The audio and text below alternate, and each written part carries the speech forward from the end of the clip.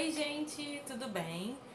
O vídeo de hoje é sobre uma prova que tá todo mundo falando, uma prova assim muito querida por todos, muito linda, maravilhosa, que é a prova da Advocacia Geral da União, que aconteceu nesse último domingo.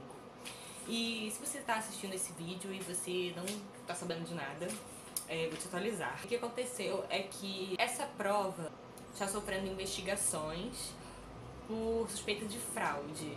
Então, muitos lugares em que as provas foram aplicadas, os candidatos estão alegando que a embalagem que vem as provas lacradas estava violada, teve gente que chegou em sala de aula e as provas estavam em cima da mesa, enfim. A banca alegou problemas logísticos, mas tem muita gente falando que não é bem isso, né? E as provas que foram aplicadas no turno da manhã já foram canceladas e serão reagendadas. As que foram aplicadas no período da tarde, inclusive a de analista, que é essa daqui, que eu fiz duas, né? A primeira foi cancelada, né? Obrigada, Edecan. E essa segunda aqui também talvez possa ser cancelada, mas ainda a Polícia Civil do DF ainda está investigando, então a gente tem que aguardar para ver o que vai acontecer nos próximos capítulos. Não vou entrar aqui nesse mérito, essa questão, vamos deixar para que as autoridades decidam. O que eu vim falar nesse vídeo é sobre a prova de atualidades.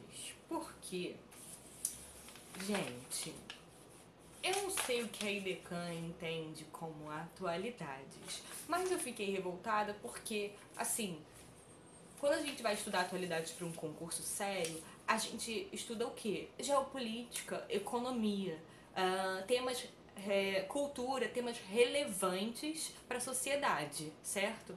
Mas não foi bem isso que a IDECAN queria que o candidato soubesse e respondesse na hora da prova. Eu não sei se vocês tiveram essa mesma percepção que eu tive, mas eu não gostei, eu fiquei revoltada fazendo essa prova, porque eu pensei, eu vou parar de estudar atualidades pra fazer prova da IDECAN e eu vou ficar assistindo, sabe, noticiário de fofoca, lendo Ego, porque nada vai adiantar, entendeu? Vocês vão entender o que eu estou falando, olha só.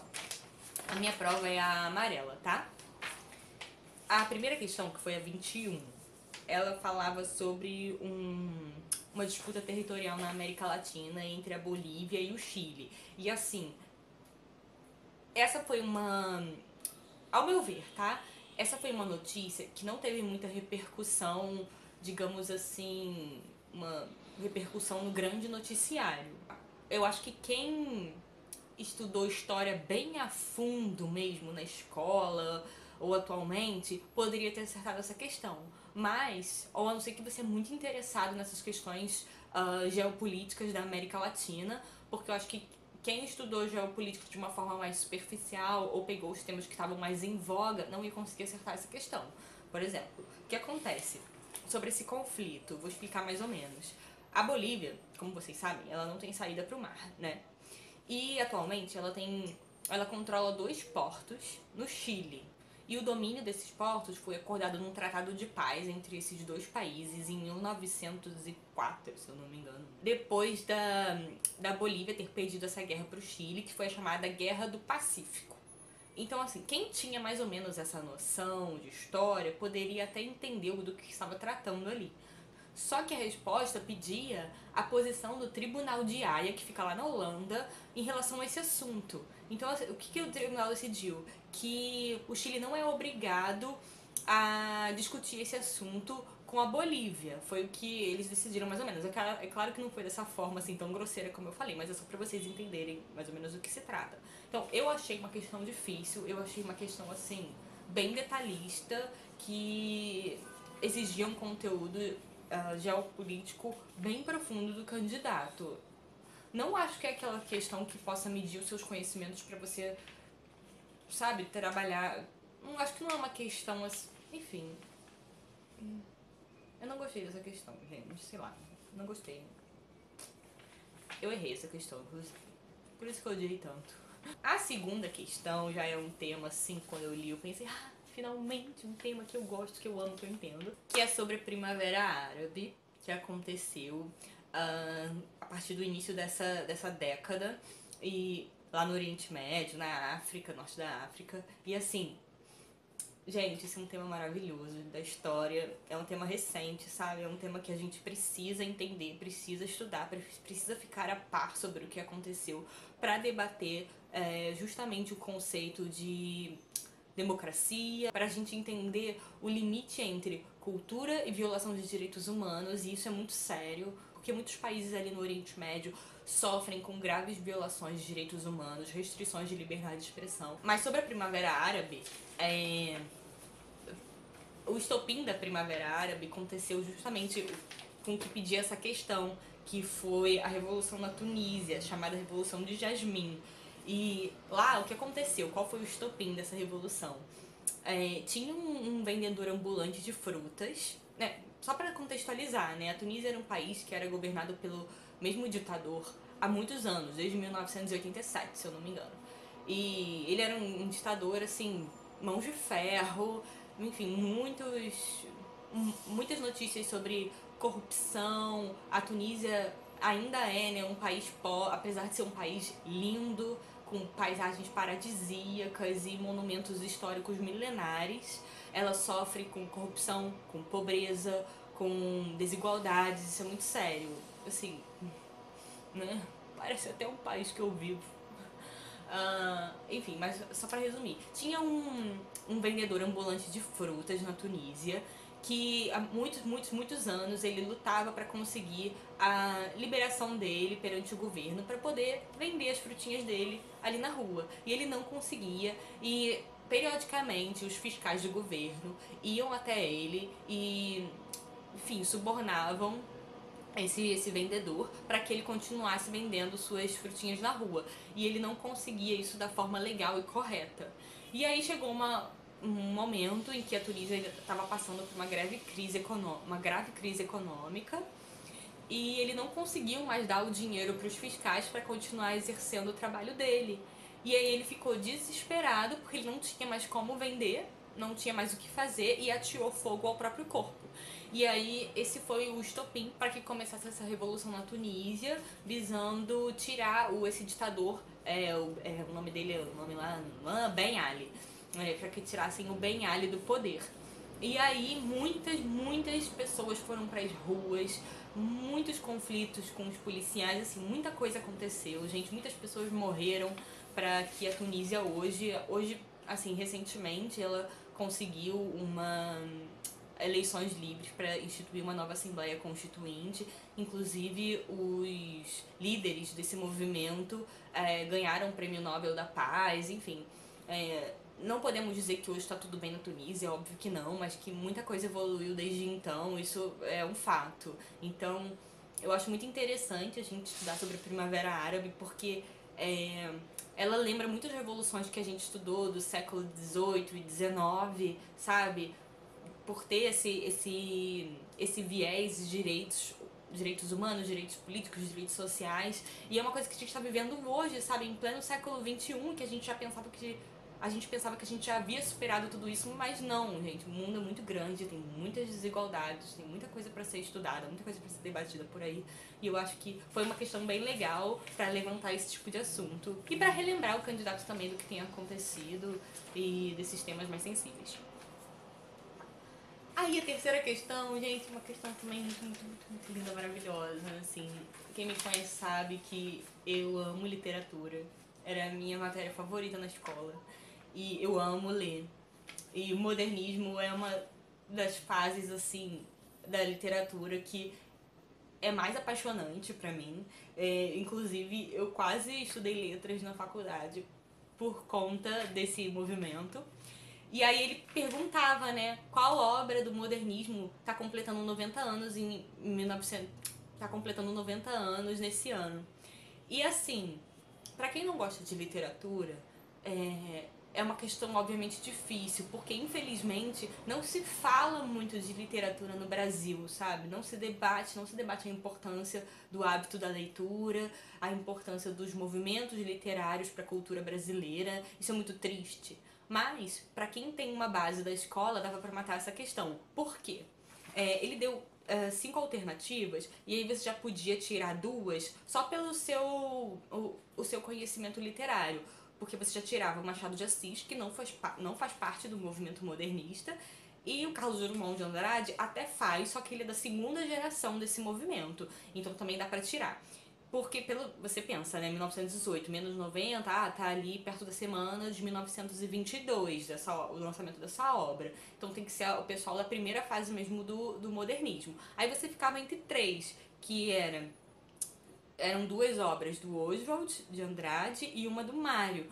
Só que a pergunta tratava-se de uma obra que representava a Rapsódia. Mas para quem não sabe muito bem, a Rapsódia, e não é a música do Queen, é um estilo de escrita que você se baseia muito em culturas folclóricas e é uma escrita de forma muito livre, muito aberta. E aí das três que sobravam aqui, você poderia fazer por eliminação e descobrir que era Macunaíma, claro, porque a obra Macunaíma marcou muito a literatura brasileira justamente por ter essa característica, né, da ironia, do folclore brasileiro, enfim, foi justamente nessa ruptura do modernismo de 22 que essa obra surgiu e que trata bem disso, né, porque tem toda a questão do anti-herói, enfim, é muito legal. Se você puder, se você não quiser ler o livro, tudo bem, tem o filme também, enfim, acho que é bem legal pra gente entender as raízes da nossa cultura, da cultura brasileira, dessa ruptura da semana de 22, que é um tema fantástico, maravilhoso, que eu acho que interessa a todo mundo que gosta de cultura e etc. Aqui fala de dois grandes autores, né, que é o Oswald e o Mário. E assim, eles não, apesar do mesmo sobrenome, eles não têm nenhum grau de parentesco. E eles faziam parte do mesmo grupo, que eles chamavam de Grupo dos Cinco, se eu não me engano. Que era ele, o Oswald, né, o Mário, a Tarsila do Amaral, a Anitta Malfatti e o... aquele é o autor daquele... gente... E o Menotti, que não é o Menotti Fabiano, não é duplo Menotti Fabiano, mas ele tem um poema, assim, muito famoso. Quer dizer, ele tem uma obra muito famosa, que é a Pauliceia Desvairada, e ele tem um poema muito famoso, que é o Juca Mulato, e eu até peguei um trecho desse poema pra ler pra vocês, porque vale muito a pena. Que ele fala assim no final do poema: esta vida é um punhal com dois gumes fatais. Não amar é sofrer, amar é sofrer mais. Gente, muito bonito. Adoro o modernismo. A próxima questão era sobre o Brexit, que, enfim, acho que era uma questão assim um pouco dada, porque é um tema que foi bem falado, né? Ainda tá sendo bem falado, porque ainda tá nesse processo. E uma informação que eu trouxe naquele vídeo sobre redação é que, sobre a Primavera Árabe, sobre o Brexit, quem leu as revistas de atualidades da editora, as revistas de atualidades do Guia de Estudante que eu disse naquele vídeo, ia acertar pelo menos 3 questões aqui dessa prova. E assim, não estou fazendo propaganda, não fui paga por eles, mas eu quero dizer que essa revista é maravilhosa, porque além de dar embasamento para redação, ela te ajuda com atualidades. E assim, o que a gente mais precisa no concurso é marcar ponto, né, gente? Então fica a dica. A outra questão também é de um tema muito interessante, que é sobre a independência da Catalunha, lá na Espanha, que não aconteceu, mas é um tema muito importante pra gente até entender o conceito de nação, o conceito de Estado, o conceito de povo, porque a Catalunha, eles se consideram uma nação dentro de um Estado com o qual eles não se identificam. E historicamente, isso é muito histórico, isso já vem de muitos anos. Então acho que é importante a gente estar a par desse assunto, justamente para debater essa questão de identidade, sabe? Como existem nações por aí que não se identificam com o local onde elas estão inseridas, lutam pelas suas independências e como isso é importante para a formação de uma identidade cultural. Eu acho um tema muito interessante, então foi uma questão assim fácil de marcar, porque quem entendeu mais ou menos até o que aconteceu depois dos movimentos de reivindicação, que acabou que teve uma decisão que declarou inconstitucional toda a votação, porque a votação foi bem massiva, se eu não me engano, pela independência da Catalunha, enfim. E assim, até quem já foi pra Espanha sabe que quando você chega em Barcelona, até a forma como eles falam é muito diferente do resto do estado. E se você assiste tem uma série que eu amo no Netflix, gente, muito boa, chamada Merli. E ela se passa na Catalunha, E até você percebe que a forma como eles se expressam, a forma como eles falam é muito diferente do espanhol que a gente está acostumado a conhecer. Eu acho que vale muito a pena assistir essa série também, porque fala sobre filosofia, fala sobre sociologia, mas até para entender essa questão de identidade do povo que vive na Catalunha com o resto do estado. Acho que é bem legal. Agora, a outra questão que eu achei... Gente, eu achei muito desnecessária essa questão. Perguntar pra gente quem ganhou o melhor filme do último Oscar. Pelo amor de Deus, Edecan. Vocês querem que a gente vá ao cinema? Vocês querem que a gente assista ao Oscar? Ou vocês querem que a gente estude pra concurso? Porque vocês têm que se decidir aí. E assim, gente, olha, eu vou ser muito sincera. Eu não assisto o Oscar, eu não sou dessas pessoas que ficam assistindo filmes que estão concorrendo ao Oscar. Eu vou no cinema pra ver o quê? Pra ver Deadpool. Eu vou no cinema pra ver o quê? Jogos Vorazes, pra ver Animais Fantásticos, pra ver o filme do Queen. E é isso que eu gosto de ver. Mas eles perguntaram que o melhor filme, a gente sabe que nem sempre o melhor filme que ganha o Oscar, né, é aquele filme mais popular. Só que aconteceu.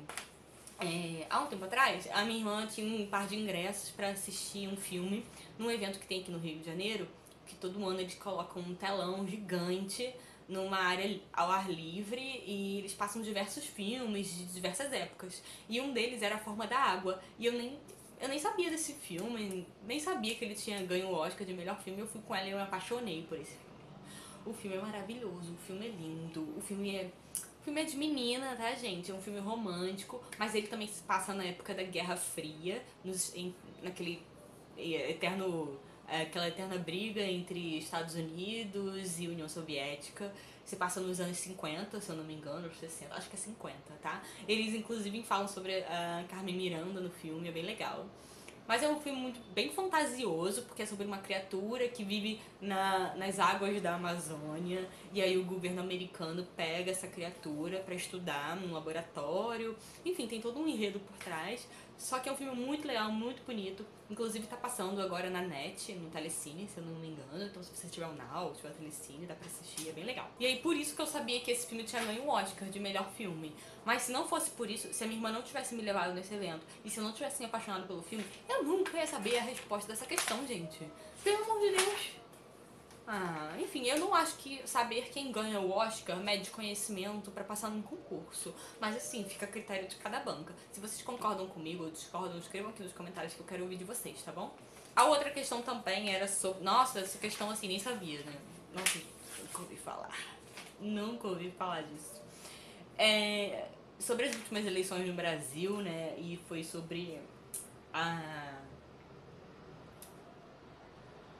essas eleições foram acompanhadas por uma missão eleitoral da OEA. Eu nem sabia disso, eu nem estava sabendo, porque a gente ficou tão envolvido. Olha só como a gente é, né, também. Enfim, a gente ficou, pelo menos eu fiquei tão envolvida nessa dicotomia, né, entre o bom e o ruim, o Haddad e o Jair Bolsonaro, e todo esse fuzuê todo por conta dessas eleições, que eu nem me toquei nisso, não estudei, confesso, não sabia dessa missão, enfim. Achei uma questão difícil, eu errei, claro. Mas se você sabia, bato palmas pra você, porque eu fiquei tão envolvida com essas discussões políticas que eu esqueci de me atentar às partes que realmente eram importantes, né, pro concurso público em relação à eleição de 2018. Agora sim, essa questão 28 sobre o Papa Francisco, eu também fiquei revoltada, gente. Porque tem uma alternativa aqui que diz, olha só, você tinha que marcar a incorreta. E ela falava assim: após o assassinato da vereadora carioca Marielle Franco, o Papa telefonou à família para manifestar solidariedade. Gente, assim, eu quase marquei essa de incorreta, porque eu fiquei pensando, eu entendo que ainda é um assunto muito importante para a sociedade brasileira, porque a gente não tá tendo muita informação sobre o caso, enfim. Acho que quem vive aqui no Rio de Janeiro até tá mais envolvido com isso, porque realmente foi algo muito grave que aconteceu. Mas eu fiquei pensando, eu vi o Papa falando sobre esse assunto na TV, em uma das missas que ele deu, mas eu nunca ia imaginar que o Papa ligou pra família da Marielle Franco. E assim, você pegou um jornal pra ler, você tá lendo lá o Globo.com, sei lá, qualquer outro lugar que você pegue notícias. E aí tem lá, sobre o assassinato, informações sobre o assassinato da Marielle e uma notícia sobre Papa Francisco ligou pra família da Marielle. Qual que você vai clicar, gente? Óbvio que sobre o assassinato.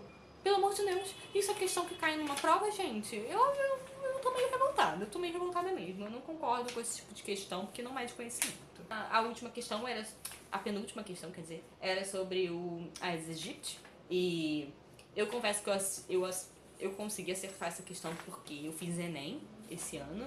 E essas doenças caem muito no vestibular, então a gente tem que entender o detalhe de cada uma. Mas, assim, achei uma questão difícil porque muitas vezes a gente se preocupa mais com sintomas, prevenção, formas de transmissão, mas a gente não se atenta às características do macho e da fêmea. Enfim, também acho que é uma questão que não mede muito conhecimento. Enfim, não gostei. Também, né? Enfim. E aí, gente, só pra finalizar essa última questão, que foi sobre aquela substância que um professor da USP descobriu ou desenvolveu, eu não sei direito, que poderia ajudar no combate ao câncer. Eu vi essa matéria, acho que apareceu no Fantástico, se eu não me engano, mas foi bem veiculada na época. É óbvio que quem estudou atualidade saberia alguma coisa sobre isso, mas assim, perguntar o nome da substância, gente, eu acho que já é demais. Porque assim, ninguém decora o nome disso. A gente no colégio a gente já mal decorava os nomes das substâncias para aula de química. Imagina no concurso público. Pelo amor de Deus, Decano. Acorda. Assim, eu não gostei dessa prova, gente. Eu acho que esse vídeo é um vídeo assim bem revoltado, desculpem, mas eu tive essa impressão. Eu queria compartilhar com vocês sobre essa impressão da prova de atualidades que eu tive.